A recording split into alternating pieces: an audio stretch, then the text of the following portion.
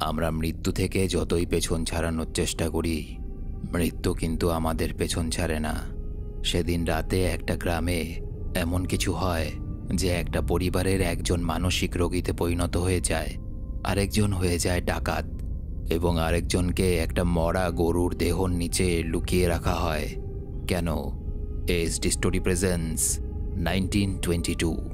শহরের এক প্রান্তে একটা হোটেল রুমের ভেতরে বসে একজন কাগজের মধ্যে কিছু লিখে চলেছে। লোকটার নাম জেমস, উইলফ্রেড জেমস। লিখতে লিখতে হঠাৎই জেমস ওই হোটেলের দেওয়ালে কান পাতে। জেমসের আচরণ কেমন যেন অদ্ভুত রকমের। দেখে মনে হয় সে কোনো একটা মানসিক রোগে ভুগছে। সে কাগজটাতে আরও লেখে, অনেক দিন হয়ে গেল, তবুও আমার পাপ আমার পেছন ছাড়েনি। জেমসের এই কথা বলার সাথে সাথেই মুভির দৃশ্য পরিবর্তন হয়। সময়টা 1922, আমেরিকার নেব্রাস্কার কোনো একটা গ্রাম। জেমসকে দেখা যায় সে একজন কৃষক। তার স্ত্রীর নাম আর্লেট এবং ছেলের নাম হেনরি। তাদের সুখী সংসার, এবং তারা যে গ্রামে বসবাস করে সেই গ্রামে খুব একটা জনবসতি নেই। একটু দূরে একটা বাড়ি আছে। তাদের সুখী পরিবারের মধ্যে দুঃখের ছায়া সেদিন নামতে শুরু করে যেদিন আর্লেট জেমসকে জানায় আর্লেট তার পিতার কাছ থেকে 100 একরের একটা জমি পেয়েছিল, এবং সেই জমি জমা এখানকার সব কিছু বিক্রি করে এখান থেকে বাইরে শহরে চলে যেতে চায়, কারণ এই গ্রামের জীবনযাপন তার আর পছন্দ হচ্ছে না। জেমস প্রচণ্ড রেগে যায়। সে একজন কৃষক, সে কোনো মতেই তার জমি বিক্রি করতে রাজি ছিল না। এরপর থেকে প্রতিদিনই জেমস আর আর্লেটের মধ্যে জমি বিক্রি করা নিয়ে তর্ক বিতর্ক লেগেই থাকত। আর্লেট যদিও জেমসকে পরিষ্কারভাবে জানিয়ে দেয়, আমি আর কিছুতেই এই গ্রামে থাকব না, যদি দরকার হয় তো তোমাকে ডিভোর্স দেব, এবং ডিভোর্সের পর আমি আমার সম্পত্তি বিক্রি করে আমার ছেলেকে নিয়ে এখান থেকে চলে যাব। জেমস কিছুতেই বুঝে উঠতে পারছিল না সে এখন কি করবে। একদিকে তার স্ত্রী সন্তান, অন্যদিকে 100 একর জমি। এসব চিন্তা করতে করতে জেমস মানসিক দিক থেকে ভেঙে পড়ছিল, এবং দেখতে দেখতে আর্লেট একদিন এসে জানায় যে ফেরিংটন নামে একজনের কাছে সে তার 100 একরের জমিটা বিক্রি করে দেবে। জেমসের মাথায় আকাশ ভেঙে পড়ে। সে ভেবে নেয় কিছু তো একটা করতে হবে। এদিকে সে তার 15 বছরের ছেলেকে একটা মেয়ের সঙ্গে ঘনিষ্ঠ অবস্থায় দেখে ফেলে। মেয়েটার নাম শ্যানন। জেমসের মাথায় ছিল বিশাল বুদ্ধি। সে একটা বুদ্ধি করে। সেই তার ছেলেকে গিয়ে ভুল বোঝায়। সে বলে, আমি জানি তোমার মা তোমার আর শ্যাননের সম্পর্কটা মেনে নেবে না, কিন্তু চিন্তা করো না, আমি তোমাদের সম্পর্কটাকে মেনে নেব, কিন্তু তার বদলে আমি যা যা বলবো তাই তাই করতে হবে। ছেলেটা প্রথমে রাজি হয় না। তারপর তার বাবা বলে, দেখো, তুমি যেই মেয়েটার সাথে সম্পর্কে আছো, তোমার মায়ের কথা মতো যদি আমরা সব কিছু বিক্রি করে এখান থেকে চলে যাই, তাহলে পরে কিন্তু তুমি তাকে হারাবে। সুতরাং আমি যা বলছি সেটা করা ছাড়া তোমার আর কোনো উপায় নেই। ছেলেটা একসময় রাজি হয়ে যায় এবং জিজ্ঞেস করে কি করতে হবে। জেমস কেমন একটা চোখে তাকিয়ে তার ছেলে হেনরিকে বলে, তোমার মাকে পৃথিবী থেকে সরিয়ে ফেলতে হবে, এটাই একমাত্র রাস্তা। হেনরি এটা শুনে প্রচণ্ড ভয় পেয়ে যায়। জেমস তাকে বোঝায় আর বলে, তোমার মাকে যদি পৃথিবী থেকে না সরাই তাহলে সে জমিটা বিক্রি করে দেবে, আর তোমার আর শ্যাননের সম্পর্কটাও কখনো মেনে নেবে না। এবার ভেবে দেখো কি করবে। ভাবতে অবাক লাগলেও এটাই কঠোর সত্য যে ঠিক সময়ে মানুষ শুধুমাত্র নিজের স্বার্থটাই দেখে। এক্ষেত্রে হেনরি এবং জেমসও সেটাই করছে। পরের দিন জেমস আর্লেটকে বলে, অনেক ভেবে দেখলাম, আমার মনে হয় তুমি ঠিক, চলো জমিটা বিক্রি করে দেই, এবং তারপর আমরা এই গ্রামের বাইরে ওয়াহামা শহরে চলে যাব। আর্লেট জেমসের মুখে এই কথা শুনে প্রচণ্ড অবাকও হয়ে যায় এবং একই সাথে অনেকটা খুশিও হয়। সে বলে, আমি অনেক ভাগ্য করে তোমাকে পেয়েছি। রাতের বেলায় তারা পুরো পরিবার মিলে এই খুশিটা সেলিব্রেট করছিল, এবং জেমস আর আর্লেট একসাথে অনেক মদ্যপানও করে। রাত গভীর হয়। নেশার ঘোরে আর্লেট ঘুমিয়ে আছে। ঠিক সেই সময় জেমস একটা ধারালো ছুরি নিয়ে সেই রুমে প্রবেশ করে, এবং হেনরির হাতে ছিল একটা বস্তা। হেনরি তার বাবাকে ফিসফিস করে চাপা ভয়ার্ত গলায় বলে, বাবা, বালিশ চাপা দিয়ে মারা যায় না মাকে? জেমস কেমন একটা দুঃখী মুখ করে বলে, না, তাতে অনেক সময় লেগে যাবে, আর তোমার মা কষ্টও পাবে, তার থেকে ছুরি ভালো, খুব তাড়াতাড়ি মরে যাবে। হেনরি একটা বস্তা দিয়ে তার মায়ের মুখটা জোরে চেপে ধরে। আর্লেট ছাড়ানোর অনেক চেষ্টা করতে থাকে। ঠিক এই সময় জেমস ছুরি দিয়ে আর্লেটের গলাটা বারবার ঘষে ঘষে কাটতে থাকে। গল গল করে রক্ত বেরোতে থাকে গলা থেকে। একসময় আর্লেট মারা যায়। আর্লেট মারা গেলে জেমস আর হেনরি মিলে আর্লেটের নিথর দেহটা বাড়ির পেছনে একটা কুয়োতে ফেলার জন্য নিয়ে যাচ্ছিল। তবে হেনরি এইভাবে মায়ের মৃত্যুটা সহ্য করতে পারছিল না। সে অজ্ঞান হয়ে যায়। জেমস একাই কোনোভাবে বস্তা ভর্তি তার স্ত্রীর মৃতদেহটা ওই কুয়োর সামনে এনে কুয়োর ঢাকনা সরিয়ে তার মধ্যে ফেলে দেয়। রাতের অন্ধকারে জেমস আর কিছু দেখতে না পেলেও সে পরিষ্কার বুঝতে পারে যে কুয়ার ভেতর থেকে অনেকগুলো আওয়াজ আসছে, ইঁদুরের আওয়াজ।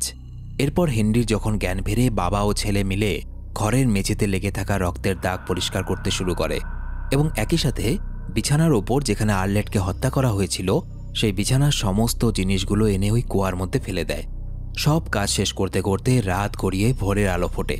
আগেই বলেছি জেমসের মাথায় বিশাল বুদ্ধি ছিল, সুতরাং সে প্ল্যান করে রেখেছিল কেউ যদি তার স্ত্রী আর্লেটের খোঁজ করে তাহলে তারা বলবে আর্লেট নিজের জামা কাপড় সবকিছু নিয়ে বাড়ি ছেড়ে কোনো একটা অজানা কারণে চলে গেছে এবং এই জন্য জেমস আর্লেটের সমস্ত জিনিস একটা বাক্সের মধ্যে ভরে এবং সেই কুয়ার দিকে যায় সেটা ফেলার জন্য। তবে কুয়ার ঢাকনা খোলার সাথে সাথে জেমস এমন কিছু দেখে যেটা সে ভাবতেও পারেনি। জেমস দেখে কুয়ার মধ্যে থাকা ইঁদুরগুলো সারা রাত আর্লেটের শরীর থেকে মাংস ছিঁড়ে ছিঁড়ে খেয়েছে এবং একটা ইঁদুর আর্লেটের মুখের ভেতর থেকে বেরিয়ে আসছে। জেমস এই জঘন্য নৃশংস দৃশ্য সহ্য করতে না পেরে তাড়াতাড়ি কুয়ার ঢাকনাটা বন্ধ করে দেয়। এভাবেই বেশ কিছুদিন কেটে যায়। হঠাৎ একদিন খেতে কাজ করার সময় জেমস দেখে একজন উকিল তার বাড়িতে এসেছে। আসলে মৃত্যুর আগে আর্লেট জমিটা বিক্রি করার জন্য এই উকিলের সঙ্গে কথা বলেছিল এবং বেশ কয়েকদিন ধরে আর্লেটের খোঁজ খবর না পাওয়াতে উকিল আজকে খবর নিতে এসেছে। উকিলকে দেখে জেমস ভয় পেলেও সে তার প্ল্যান মতো উকিলকে বলে একদিন গভীর রাতে আর্লেট এই বাড়ি ছেড়ে চলে গেছে এবং আমি জানি না সে কোথায় গেছে, এমনকি সে আমাদের ছেলেকেও নিয়ে যায়নি, ছেলে আমার সাথেই আছে। উকিলের জেমসের কথায় কেমন যেন সন্দেহ হচ্ছিল, কারণ জেমসের কথার সাথে জেমসের চেহারার এক্সপ্রেশন মিলছিল না। সে বাড়ির ভেতরে ঢুকে খোঁজ করতে গেলে জেমস তাকে আটকায় এবং দেখা যায় জেমসের ছেলে হেনরিও একই কথা বলে যেটা জেমস তাকে শিখিয়ে রেখেছিল। সেও বলে যে সে জানে না যে তার মা কোথায় চলে গেছে। হেনরি আর জেমসের কথা শুনে উকিল সেখান থেকে তখনকার মতো তো চলে যায়, কিন্তু জেমস খুব ভালো করেই জানে এটা তো সবে শুরু ছিল, এখনও অনেক কিছু হওয়া বাকি আছে তার সাথে। এবং সে আরেকটা বুদ্ধি করে, কারণ সে ভাবে যে যদি পুলিশ একবার তার বাড়িতে চলে আসে আর বাড়ি সার্চ করতে গিয়ে যদি কোনোভাবে কুয়াটা দেখে ফেলে তাহলে তারা বাপ ছেলে কেউই রক্ষা পাবে না এবং পুলিশের নাকে যদি কোনো রকমে কোনো একটা মরা পচা প্রাণীর মৃতদেহের গন্ধ যায় তাহলে কুয়াটা যতই মাটি দিয়ে ঢাকা হোক না কেন পুলিশ কিন্তু কুয়াটা সার্চ করবেই। এবং এই জন্য জেমস তাদের যে দুটো গরু ছিল তার মধ্যে একটা গরুকে এই কুয়ার ঢাকনার ওপরে তুলে দেয় এবং কুয়ার ঢাকনাটা ভেঙে দেওয়াতে গরুটা নিচে পড়ে যায়। তবে গরুটা ওই কুয়ার মধ্যে পড়ার পরেও কিন্তু মারা যায় না এবং যন্ত্রণায় চিৎকার করতে থাকে। এটা দেখে জেমস একটা বন্দুক নিয়ে এসে গরুটাকে গুলি করে মেরে ফেলে এবং এটা সে এই জন্য করে যাতে গরুর দেহ আর আর্লেটের দেহ পচার পর একসাথে মিলেমিশে যায়, যাতে এই কুয়ার মাটিগুলো সরিয়ে যদি পুলিশ সার্চ করে তারা ওপর থেকে দেখতে পাবে যে একটা বিশাল আকৃতির গরুর দেহ মাটিতে পড়ে আছে মরে এবং এখান থেকেই মরা প্রাণীর গন্ধ আসছে। সেই গরুর দেহর নিচে যে আর্লেটের মৃতদেহ আছে সেটা ওপর থেকে দেখা যাবে না, এই জন্য সে গরুটাকে ওখানে মেরে দেয়। এরপর হেনরি আর জেমস যখন সেই কুয়াটাকে মাটি দিয়ে ভরতে থাকে সেখানে জোন্স নামে এক পুলিশ অফিসার আসে।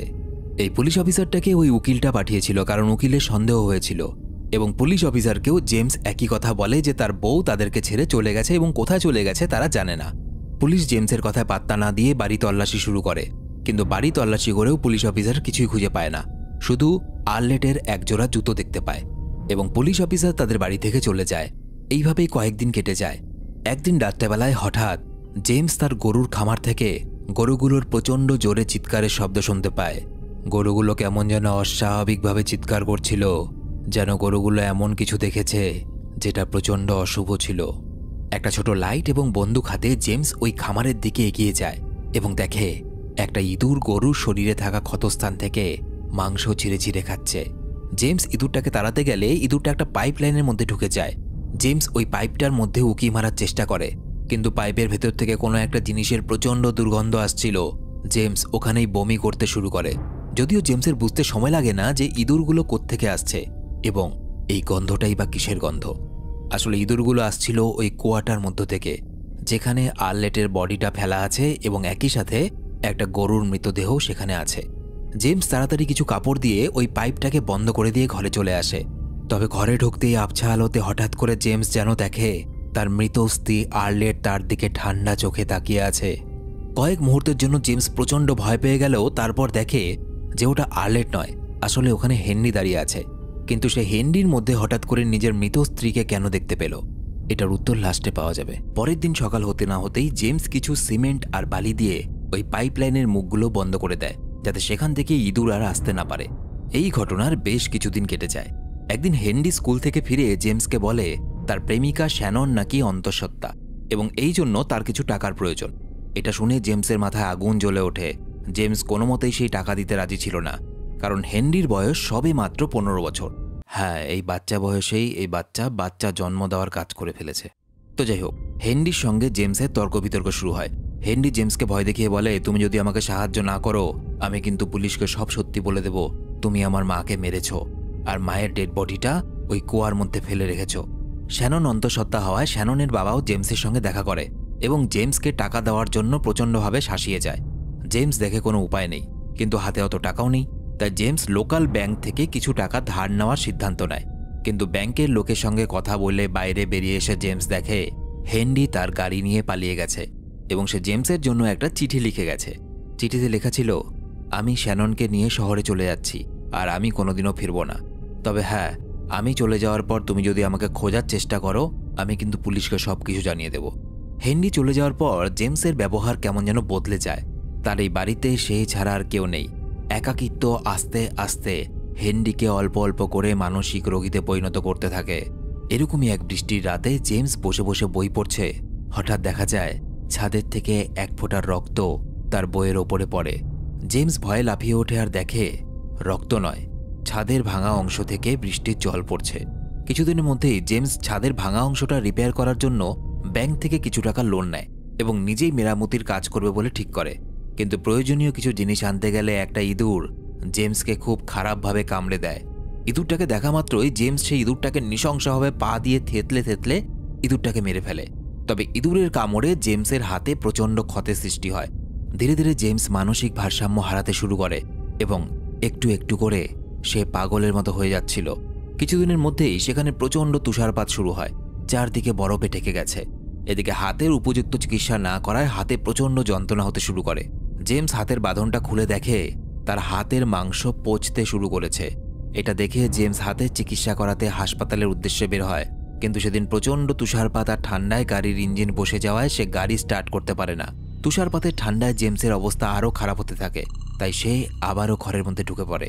ঠান্ডায় কাঁপতে কাঁপতে জেমস যখন একটু আগুন জ্বালানোর চেষ্টা করছিল, হঠাৎই দেখে জেমস ঘরের দরজাটা নিজে থেকেই খুলছে আর বন্ধ হচ্ছে এবং সেখানেই হঠাৎ করে সে আর্লেটের ছায়ামূর্তি দেখতে পায়।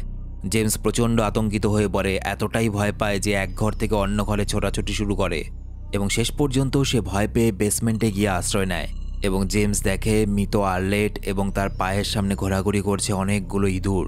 আস্তে আস্তে আর্লেটের মৃত শরীরটা জেমসের দিকে এগিয়ে আসছে, কিন্তু সে জেমসকে কিছু করে না। জেমসের কানের সামনে এসে কেমন একটা পৈশাচিক গলায় ফিসফিস করে বলতে শুরু করে, তুমি জানো আমাদের ছেলে আর বেঁচে নেই, ও মারা গেছে। আমাদের ছেলে হেনরি শ্যাননকে নিয়ে শহরে থাকতো। তার হাতে কোনো কাজ না থাকায় সে বিভিন্ন মানুষের বাড়িতে হোটেলে চুরি করত, এমনকি মাঝ রাস্তায় গাড়ি থামিয়ে ডাকাতিও করত। একবার তারা দুজনে একসাথে চুরি করতে গেলে এক ব্যক্তির গুলিতে শ্যানন আহত হয়। হেনরি তাকে প্রাণে বাঁচাতে পারে না এবং শ্যাননকে হারানোর দুঃখে আমাদের হেনরিও আত্মহত্যা করেছে। জেমস, এটা তুমি জানতে? আর তোমার কি মনে হয় জেমস, আমার মৃত্যুর জন্য যেরকম তুমি দায়ী, আমাদের ছেলের মৃত্যুর জন্য তুমিই দায়ী। নিজের ছেলের মৃত্যু সংবাদ শুনে তার মন থেকে সমস্ত ভয় উড়ে যায় এবং জেমস কান্নায় ভেঙে পড়ে। তার অনুতাপের শেষ ছিল না। সে নিজে ওই পৃথিবীতে থাকতে চায় না। সে আর্লেটের প্রেতাত্মার কাছে বলে, আমাকেও মেরে ফেলো আর্লেট, আমি আর বাঁচতে চাই না। আর্লেটের প্রেতাত্মার মুখে কেমন যেন একটা হাসি দেখা যায়। সে ঠান্ডা গলায় আগের মতোই বলে, এত সহজে তুমি মৃত্যু পাবে না জেমস, অপেক্ষা করো। পুলিশ অফিসার জেমসকে হাসপাতালে নিয়ে যায়, যেখানে জেমসের হাতের অপারেশন হয় এবং অর্ধেক হাত কেটে বাদ দিতে হয়। পুলিশ অফিসার এটাও জানায় যে আমরা দুদিন আগে এক মহিলার দেহ উদ্ধার করেছি, যাকে দেখতে অনেকটা তোমার স্ত্রীর মতো ছিল। আমাদের মনে হয় ডাকাতরা লুটপাট করে তোমার স্ত্রীকে হত্যা করেছে। তার মুখটা চেনাই যাচ্ছে না, তাই তোমার স্ত্রী যে হারিয়ে গিয়েছিল তুমি বলেছিলে, সেই কেসটা আমরা বন্ধ করে দিচ্ছি। জেমস খুব ভালো করেই জানতো যে পুলিশ যে বডিটা খুঁজে পেয়েছে সেটা তার স্ত্রীর হতে পারে না, কারণ সে তার স্ত্রীকে নিজে মেরে তার বাড়ির কুয়ার মধ্যে ফেলে রেখেছে। কিন্তু পুলিশ যেহেতু তার স্ত্রীকে খোঁজার কেসটা বন্ধই করে দিচ্ছে, সুতরাং জেমস একটু স্বস্তির শ্বাস ফেলে, কারণ এখন থেকে তার আর পুলিশের হাতে ধরা পড়ার ভয় থাকবে না। হেনরির বডিটা যখন জেমসের হাতে তুলে দেওয়া হয়, ছেলের বডি পেয়ে জেমসের মানসিক পরিস্থিতি আরও খারাপ হয়ে যায়। কারণ সে দেখে হেনরির মুখটা এমনভাবে বিকৃত করা যেন কয়েকশো ইঁদুর মিলে সেই মুখটাকে খুবলে খুবলে খেয়েছে। এমনকি হেনরি শোকসভার দিন চার্চের ভেতরে একটা ব্রেঞ্চে আর্লেটের প্রেতাত্মাকে বসে থাকতে দেখে জেমস। এরপর জেমস সেখান থেকে বাড়িতে ফেরার পর সে দেখতে পায় তার মৃত গরুটা সে ঘরের মধ্যে এসেছে। কিছুদিন পর জেমস শ্যাননের বাবার সাথে দেখা করে এবং তাকে অনেক কম টাকায় নিজের সমস্ত জমি, এমনকি সেই অভিশপ্ত জমিটা যার জন্য সে তার স্ত্রীকে খুন করেছিল, সেই জমিটাও বিক্রি করার কথা বলে। তবে শ্যাননের বাবা নিজের মেয়েকে হারিয়ে তার মানসিক পরিস্থিতি একদম ঠিক না থাকায় জেমসকে সে এখান থেকে চলে যেতে বলে। বাড়ি ফিরে জেমস দেখে যে একটা গরু তার বাড়ির বাইরে পড়ে গোঙাচ্ছে। জেমস ঘরে যায় এবং একটা বন্দুক নিয়ে আসে এবং গরুটাকে গুলি করে হত্যা করে। তবে এখানে প্রশ্ন আসে, তার যে গরুটা ছিল সেটাকে তো সে আগেই গুলি করে হত্যা করেছে, তবে এটা কোন গরু ছিল যেটা কিনা তার বাড়ির সামনে শুয়ে গোঙাচ্ছিল? এরপর দেখা যায় ব্যাংকের লোক এসে জেমসের বাড়িটা নিলাম করে দেয়, কারণ ব্যাংক থেকে যে লোন নিয়েছিল জেমস তা সে শোধ করতে পারেনি। জেমস একসময় গ্রাম ছেড়ে শহরে চলে যায়। যে শহরে না যাওয়ার জন্য সে তার স্ত্রীকে খুন করেছিল, সেই শহরেই তাকে যেতে হয় নিজের পেট চালানোর জন্য। এবং পেট চালানোর জন্যই ছোটোখাটো একটা ফ্যাক্টরিতে কাজ করতে শুরু করে। তবে জেমস যেসব জায়গাতেই যাচ্ছিল সেসব জায়গাতেই সে ইঁদুর দেখতে পাচ্ছিল। ইঁদুরগুলো কেন যেন তার পেছনে ছাড়তে চাইছে না। জেমসকে দেখা যায় সে প্রচণ্ড নেশাগ্রস্ত হয়ে পড়ে এবং মাঝে মধ্যে সেই সব পরিবারের সাথে গিয়ে দেখা করত যাদের বাড়িতে বা যাদেরকে একসময় হেনরি ডাকাতি করতে গিয়েছিল। ছেলের করা পাপের প্রায়শ্চিত্ত করতে যেত সে, কিন্তু তার নিজের করা পাপের কি হবে? এইভাবে কেটে যায় কয়েকটা বছর এবং কাহিনী চলে আসে আবার সেই হোটেল রুমে যেখান থেকেই মুভিটা শুরু হয়েছিল, যেখানে বসে জেমস তার জীবনের সম্পূর্ণ ঘটনা লিখছিল। জেমস প্রতিটা দিন প্রতিটা মুহূর্ত নিজের করা অন্যায়ের জন্য অনুতপ্ত ছিল। আসলে কোনো একটা মানুষ অন্যায় করেছে, সেটা যদি পৃথিবীর কেউ জানতেও না পারে, তবু সেই মানুষটা তো নিজের মনে মনে জানে যে সে কী করেছে। এবং এই অপরাধ বোধ বুকে নিয়ে জেমস প্রতিটা মুহূর্তে মৃত্যু কামনা করছিল নিজের। এরপর হঠাৎ হোটেল রুমের দরজাটা খোলে। জেমস দেখে তার মৃত স্ত্রী আর্লেট, হেনরি আর শ্যাননের মৃতদেহগুলো জ্যান্ত হয়ে দাঁড়িয়েছে। হেনরির হাতে সেই ছুরিটাও দেখা যায় যে ছুরিটা দিয়ে আর্লেটকে হত্যা করেছিল জেমস। এবং জেমস আর্লেটকে হত্যা করার সময় যে কথাগুলো হেনরিকে বলেছিল, হেনরির মৃতদেহ আজকে তার পিতাকে একই কথা বলে। হেনরির প্রেতাত্মা ঠান্ডা শীতল গলায় বলে, বাবা, তোমার সময় শেষ, এবার যেতে হবে। আর এই দেখো সেই ছুরিটা, তুমি বলেছিলে না ছুরিটা দিয়ে তাড়াতাড়ি হয়ে যায়, তোমার কোনো যন্ত্রণা সহ্য করতে হবে না। জেমসের চোখে মুখে এক অদ্ভুত ভয় এবং আতঙ্কের ছাপ ফুটে ওঠে এবং মুভিটা এখানেই শেষ হয়ে যায়। মুভিটা এখানে শেষ হয়ে গেলেও থেকে যায় অনেক প্রশ্ন। জেমসের সাথে শেষ পর্যন্ত কি হয়েছিল? এমনকি আর্লেটের মৃতদেহ, সেই ইঁদুরগুলো এবং গরুটা বারবার তারা মৃত্যুর পরেও কেন ফিরে ফিরে আসছিল? সেগুলো কি সত্যি ছিল? এক এক করে সবগুলো ফ্যাক্ট খুব সহজে বোঝাবো, খুব ভালো করে বুঝবে। দেখো, প্রথমে আসি আর্লেটের আত্মা, ওই গরু এবং ইঁদুরগুলো বারবার কেন জেমসের সামনে আসছিল। এখানে দুটো উত্তর আছে। প্রথম, এগুলো কোনো কিছু জেমসের সামনে আসেনি। আসলে জেমস নিজের করা অন্যায় মানসিকভাবে এতটাই ভেঙে পড়েছিল এবং বিশেষত হেনরি যখন তাকে ছেড়ে চলে যায়, সে প্রচণ্ডভাবে একাকিত্বে ভুগতে থাকে এবং এই কারণে সে পুরো পাগলের মতো হয়ে গেছিল। এবং তার স্ত্রীর আত্মা, সেই ইঁদুরগুলো সবকিছু ছিল তার হ্যালুসিনেশন বা কল্পনা। এবং এই যুক্তির একটা প্রমাণও আছে। মুভিতে দেখা যায় জেমস মদের সঙ্গে বিভিন্ন ধরনের ওষুধ খেত, যেই ওষুধগুলো তার মানসিক রোগের জন্য ছিল। এবং মদের সঙ্গে সেই মানসিক রোগের ওষুধগুলো বিক্রিয়া করে সে বিভিন্ন ধরনের কল্পনা করতে থাকত এবং সে শুধু সেই কল্পনাগুলোই করত যেগুলো পাপ তার নিজের হাতের দ্বারা হয়েছিল। যেমন সে তার স্ত্রী আর্লেটকে দেখতে পেত, কারণ সে তাকে খুন করেছিল। তারপরে ইঁদুরগুলোকেও মারার জন্য সে পাইপের মুখটা আটকে দিয়েছিল এবং একটা ইঁদুরকে সে পা দিয়ে থেতলে মেরেও ফেলেছিল। সুতরাং ইঁদুরগুলোকেও সে কল্পনা করতে থাকে এবং পোষ্য গরুটাকেও সে গুলি করে মেরেছিল। সুতরাং গরুটাকেও সে কল্পনায় ভাবতে থাকে। এবার একটা ব্যাপার নিয়ে আলোচনা করি, যেটা আমি ভিডিওতে বলছিলাম যে গরুটাকে তো একবার মেরেই ফেলেছে, তাহলে পরে আরেকটা গরুকে সে যখন হত্যা করলো সেটা কোন গরু?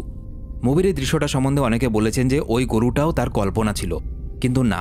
খুব ভালো করে দেখলে বোঝা যাবে মুভির একটা দৃশ্যে যখন তার গোয়াল ঘরটাকে দেখানো হয়েছিল সেখানে কিন্তু একটা গরু ছিল না, সেখানে একের বেশি গরু ছিল।